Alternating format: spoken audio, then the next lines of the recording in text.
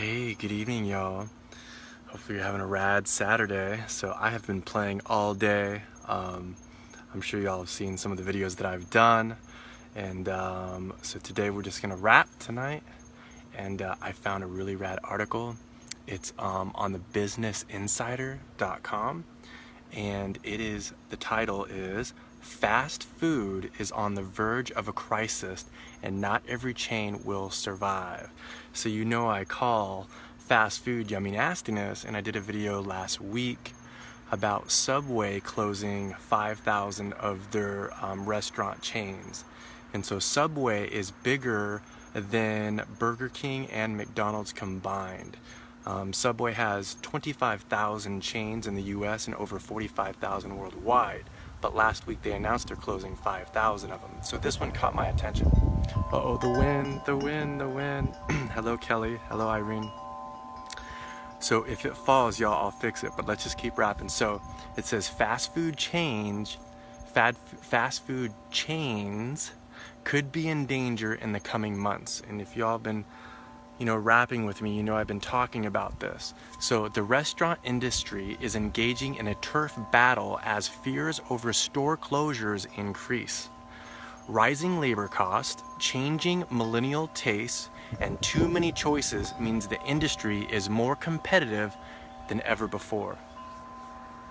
It's kind of like treading water and fearing something bad will happen, one industry expert tells Business Insider. So here we go. As the restaurant industry gets increasingly competitive, fears are mounting that a fast food apocalypse is near. A fast food apocalypse, right? So you all know, if you've rapped with me, you kind of know my opinion on this, but we'll just keep going. So continues to say, it's kind of like treading water and fearing something bad will happen.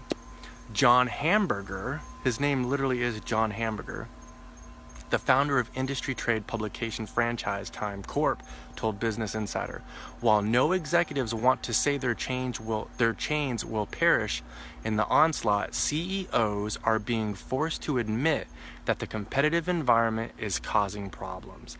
That's because people are raising their awareness, right? People have these rad little computers in their pockets. People want organic, people want fresh, people want real food with no labels, right? Because real food doesn't have labels, right? So you ninja flip into that, drive-through, and you got 55 ingredients on that what Big Mac sauce. The millennials are like, no way, Jose. And I know you all feel me right now. So let's keep playing. So okay. In a call with investors last week, McDonald's CEO, Mr. Steve, blamed difficulties bringing in more customers on market share fight.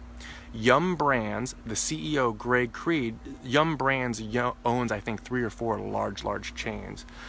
It says, the market is very tough right now. Meant Taco Bell's nacho fries didn't boost sales as much as analysts had expected. So Taco Bell had nacho fries. I think I tried those on my Yummy Nastiness tour, right? In fact, I know I did. Taco Bell with their fries, right? Okay, so here we go. So outside of the fast food, IHOP president. Now IHOP to me is like semi-Yummy Nastiness. Yummy Nastiness has to have a drive-through. But if it doesn't have a drive-through, it's semi-Yummy Nastiness. And I used to love IHOP. You get like 6 little rad, little what syrups, and you get pancakes like this high.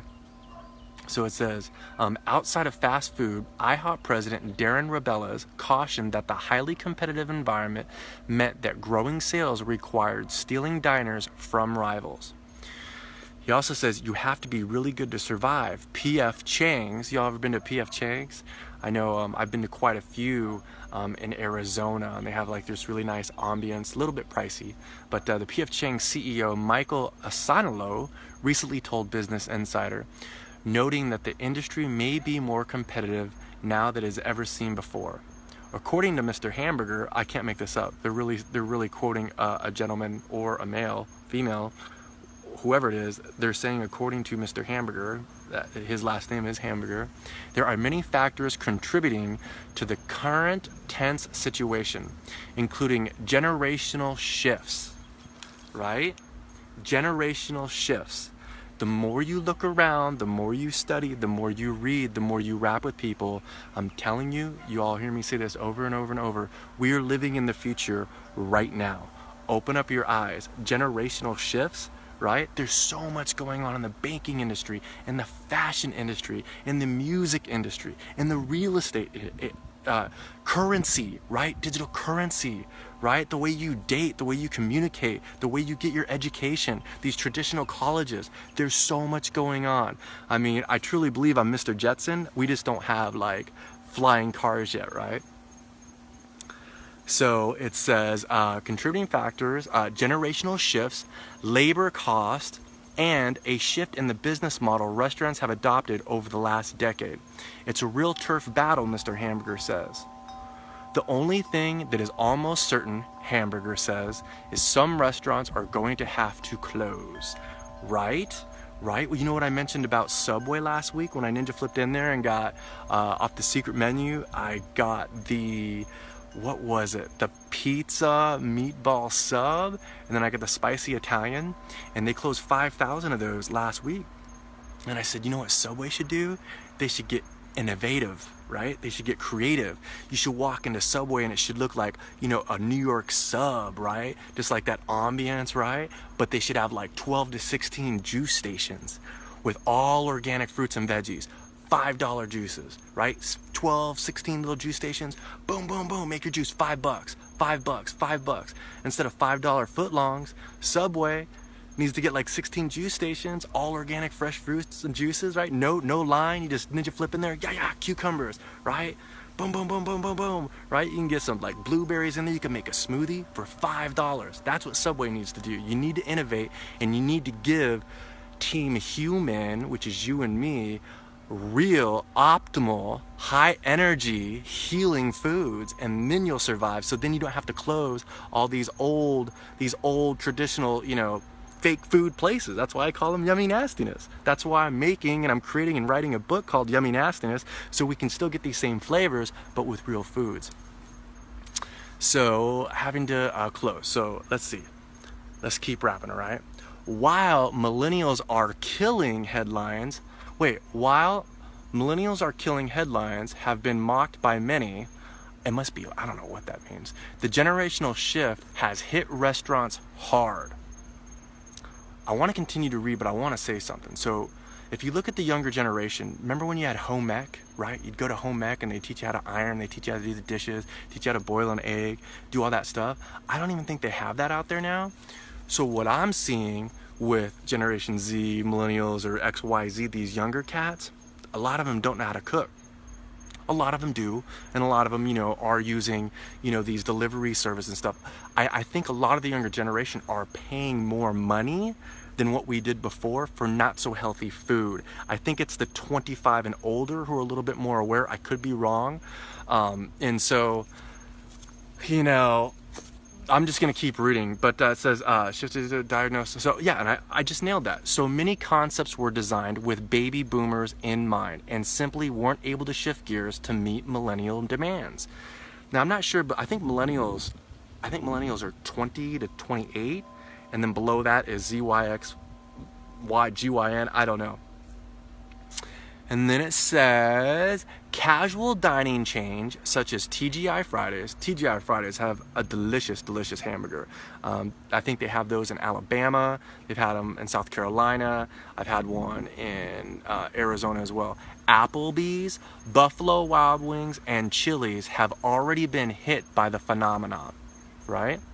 With declining sales setting off hundreds of closures, right? And Buffalo Wild Wings, you know, every time I pass the Buffalo Wild Wings on Friday, Saturday, Sunday, they are packed. They have like the UFC fights, and a lot of that is, you know, liquor and alcohol. But I mean, to go to TGI Fridays or Applebee's or Chili's, that's definitely semi-yummy nastiness.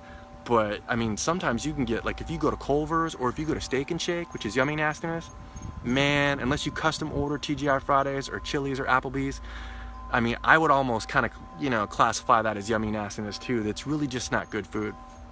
So millennial customers are more attracted than the elders to cooking at home. Interesting. Ordering delivery from restaurants, boom, and eating quickly. And fast casual or quick serve restaurants, Buffalo Wild Wings CEO Sally says. Now, have you all paid attention to these box delivery system or box delivery services, right? I think Blue Apron was one of them, right? You get this box, you get like the weekly thing.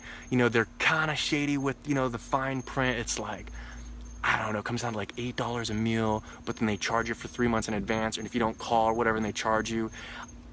You know, that was a huge space like 3 years ago, and everybody tried to get in that space, right? Well, if you look at a lot of them are losing money, it's a lot more difficult than what they expected, and a lot of investors have lost hundreds of millions of dollars. Because if you think about it, you have to order that stuff, you have to ship that stuff, you have to package that stuff.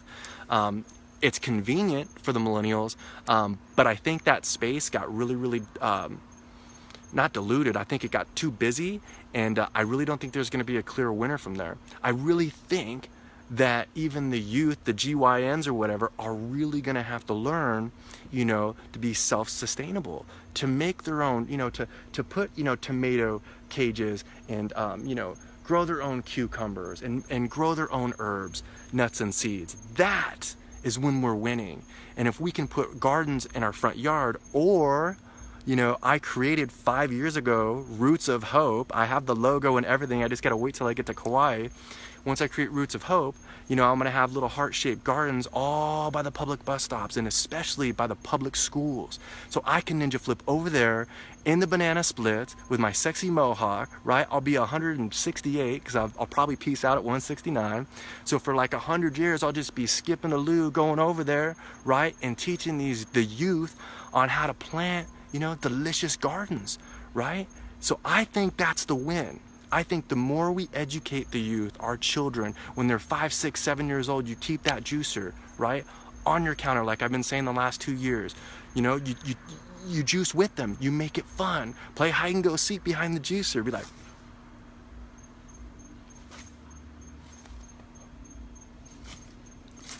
Marco, Polo, Marco. And you all know you cheated at that game. When you're in the pool, you know you open that little eye, you're like, Polo. But make it fun. Educate them, right? Show them what a real strawberry tastes like. Show them what a real grape tastes like. You know what I mean? Show them what a real peach tastes like. I think that's the win. And if you make it fun, and you don't force it on them, and you don't criticize them, say, you're eating unhealthy, you know, you need to eat this way, yada, yada, yada, eat your Brussels sprouts, eat your lima beans. That's what they're gonna do, and they're gonna turn this off, and they're gonna go get their iPad, and they're gonna go, you know, go listen to some trap music. I don't know. Make it fun, be kind, and I think that's the win. I think that's the win, y'all. So here we go. Too many restaurants. Here's another thing. Subway is among the many chains shutting locations. Remember the video I did? 5,000 locations. Bye-bye. Tell you, Subway, man, they need to hire me, y'all. I'm telling you, I will recreate everything. I'll make it a whole new space, y'all. You know what I'm saying? 16 juice little centers, right? Be like, whoa, just go in there. $5, right? And then you could have like a $12 all you can juice, up to like 3 or 4 juices, like 3 juices for 12, right? So the third one you get $3 off, right? You can make just a pure, you know, orange juice or a lemon ginger blast, right? Or just cucumber lemon. You know what I'm saying? Or like a gold beet ginger. $12 all day, every day. So casual dining restaurants could not continue to stumble along in mediocrity. I don't like that word. Holding steady despite the loss of $millennium, in part because there are too many other restaurants that Americans can visit. While same-store sales increased across the restaurant industry last quarter, according to Black Box DKN data, foot traffic, that's key, foot traffic declined 2.7%. That's because people are getting kind of lazy, or they're growing their own gardens and they're staying home more, saving that money, going to the farmer's market and buying their own things, right? Foot traffic is huge, y'all. Or it could be reverse what I'm saying. Maybe just more people are delivering or using those box services. So that significant drop is still the best foot traffic in the industry it has been in years. Interesting. So it says many executives, including those of Dunkin' Donuts, Starbucks, the Olive Garden, and parent company Darden, are getting anxious about the surplus of restaurants, right? So let's see. Minimum wage on the rise. I could rap for a double decade about this, y'all. I think minimum wage needs to be 4 times what it is now. How are people surviving off of $8.50 an hour, right? You better giddy up that to 25 or 30 an hour. And if you're a teacher, what? I think teachers need to get 20 times the raise right now. If they're getting $1 a year, they need to times that by 20. If they're making 60 grand, you need to give them $600,000. All public teachers. You know why we don't have any good teachers? Because they don't pay well. You know what I'm saying? It's like they're little babysitters and they don't like going to school. They don't, because you know they're only getting paid like $28,000 to start. Come on. You know what I'm saying? The pay, here's another thing, and you heard it from me right now. All humans in 10 years or less are going to get paid. It's not going to be Medicare. It's not going to be Medicaid. It's not going to be DBS or welfare. It's not going to be any of that. The jobs are going away, y'all. AI technology is going away, and it's not going to be something that, you know, you have to be shunned upon or feel bad about. I think every human is going to make $35,000 or more. If you're an American citizen, if you have a social security number, you're going to make $35,000 or more. And what's that going to do? That means you can live a comfortable life. You know, you can start, you know, levitating and meditating and pissing glitter without freaking out about debt collectors, right? Or freaking out about your car payment, you know, or in the summer you can't pay your electricity, you know, so you're sweating and your kids, you can't buy food, or you get this processed cheese, you know what I'm saying? So I could see why people are just upset about, you know, $8.25. No, times that by 4 or 3. Minimum wage, $25. Telling you. Now, minimum wage on the rise. Workers protest outside McDonald's restaurant November 10th, 2015 in Miami, Florida. The protesters are demanding action, the state legislator and president candidates, to raise the minimum wage to $15 an hour. Just bypass that. Look, I've managed a lot of people, y'all. When I was a head golf instructor, I had like 80 employees, and I did not know if any of my workers needed a raise unless they asked me, right? If you do not ask, if you're afraid to ask for help, if you're not getting what you want, let it be known, because I didn't know a lot of my workers wanted a raise because they didn't tell me. So if you ask for 15, you know, they're going to rebuttal with like 12.50. You know what I'm saying? Let's get it to 25, ask for 35. All states, right? What is there? 50, 51, 52 states. Minimum wage, $25 an hour. If an uninterested millennials and an excessive of restaurants aren't big enough problems, there are also issues behind the scenes. Ooh, I love behind the scenes. Minimum wage increased in 18 states in 2018. With minimum wage on the rise, it is also becoming more expensive to run a restaurant. Well, double duh.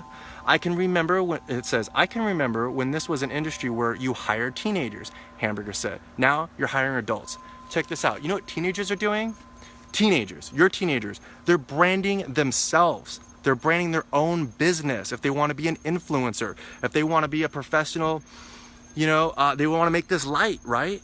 You know, they can brand themselves. They have this computer. They can get on YouTube. They can become professional gamers on Twitch. They can get on Twitter. They can get on Instagram. They can get on Snapchat.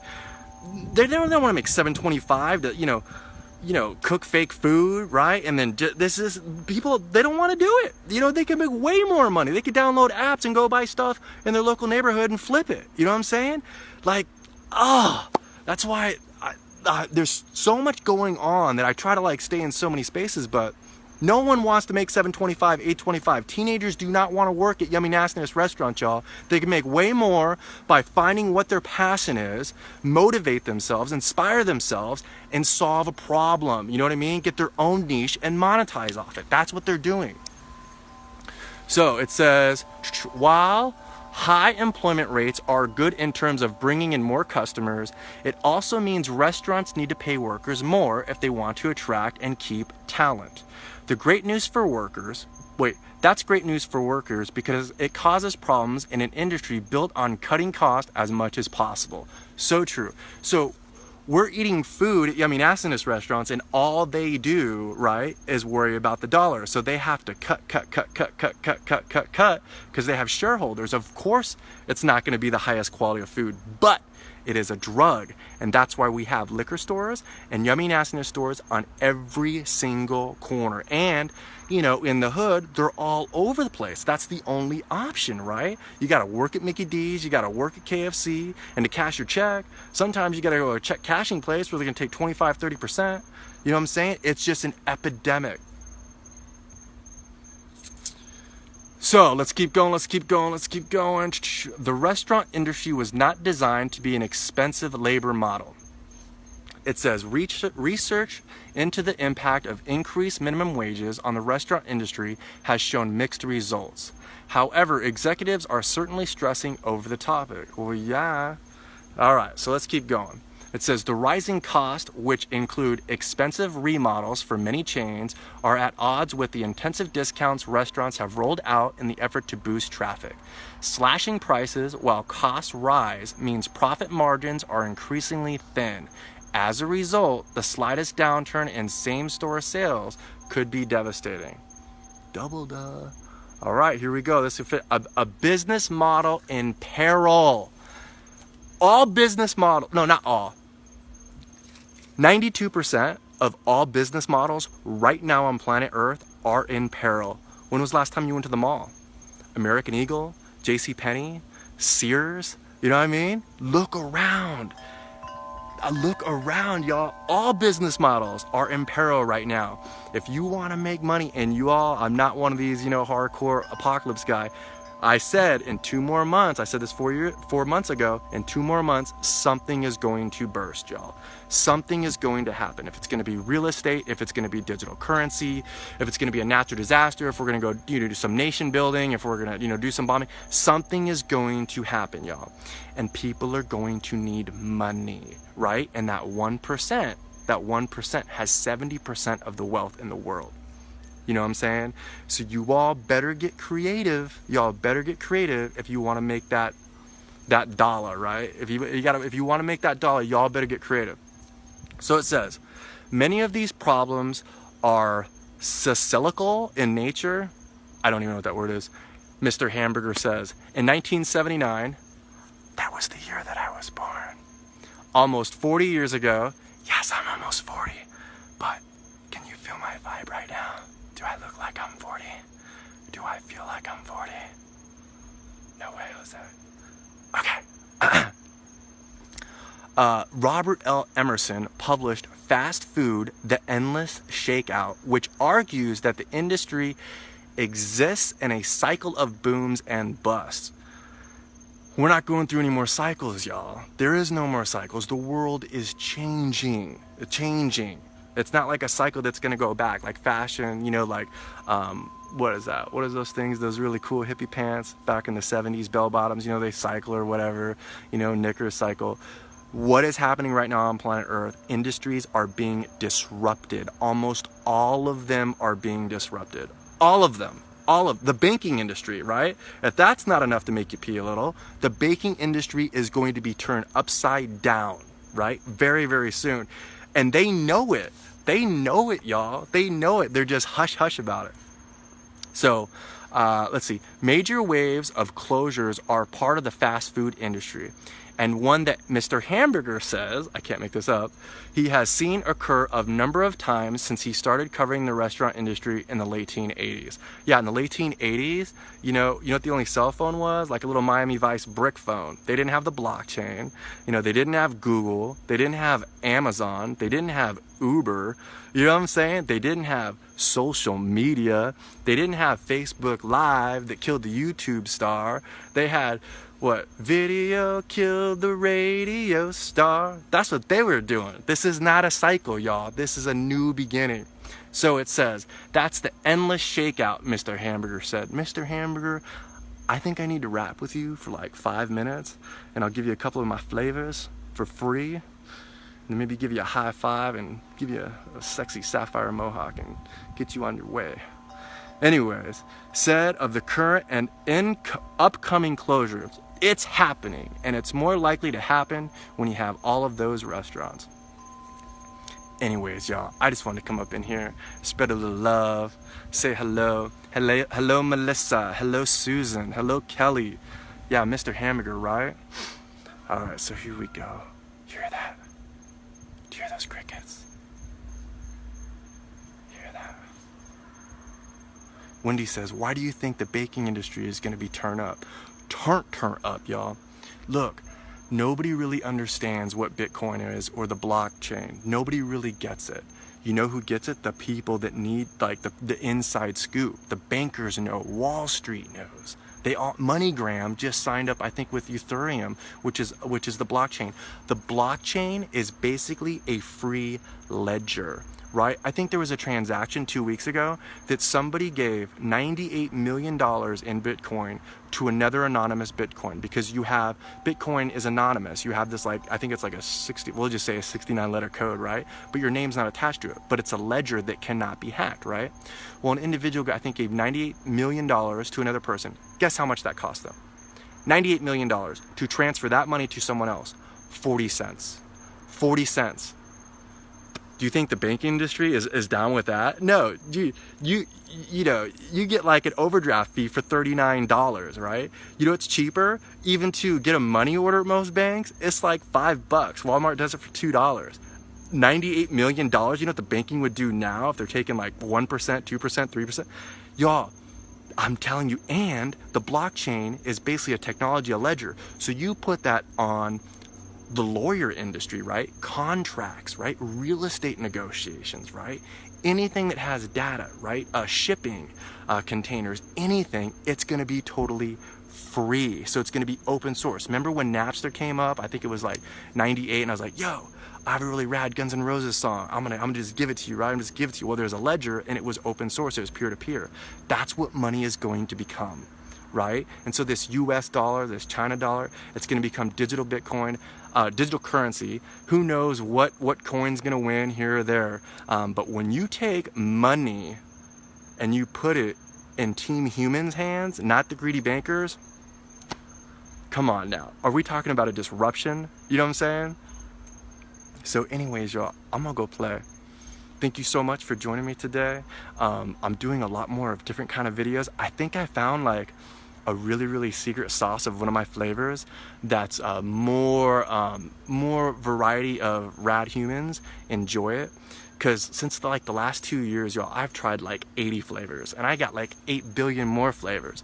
But it's really for me to showcase what flavor that is more accepted to inspire and motivate. I'm not trying to please anyone. I just want to reach the most people. And that's why I haven't backed myself into a keto thing or just an inspirational thing or an Atkins thing or a Whole Foods or a Weight Watchers or a vegan or vegetarian. I didn't do that. I didn't play it safe. I could have called myself the vegan soldier or the vegan sailor, right? Because I'm a 4-year veteran. And I would have 2-3 million, people just fall in love with me. But I don't. And I'm actually going to rap. I was going to do a video about this, but I'm actually going to rap. Do you know I didn't play it safe? You know why? Look at the more people that I surrounded myself that were so-called influencers, that's when I got the most HATE. I had that awakening today. When I got the most HATE is when I was trying to, help and play with all these other influencers, and really they were just a little jelly with a little extra jelly. They were jealous of me, and they got the most HATE. So when I kind of, created those healthy boundaries and say peace be with you, now I have real rock and rad stars that are normal, that really like this flavor or this flavor, but they don't HATE me. They don't bring me down. They're not just watching my marketing. They don't want a piece of me. You know what? They don't want anything from me because they accept this flavor. They accept this flavor. So today I found a flavor that's going to be more universal, that I can reach and inspire, hopefully, more people like that. So anyways, y'all, I know you feel me. What? Kathleen, you're amazing too. Y'all join our group, Radiculously, Rawthentic. When I told you, y'all, I could be in so many spaces. I truly made a commitment that I was going to be addicted to bettering myself and to truly serve. You know what? There's a lot of people that doubted me. you know, and that really wasn't a smart thing. Oh, Tom's just gonna be here, oh, Tom will disappear. Look how many people that were front and center a year ago, 2 years ago, right? They kind of nosedive, they kind of crash, you know, and they're not really around. If you're truly serving, you can tell.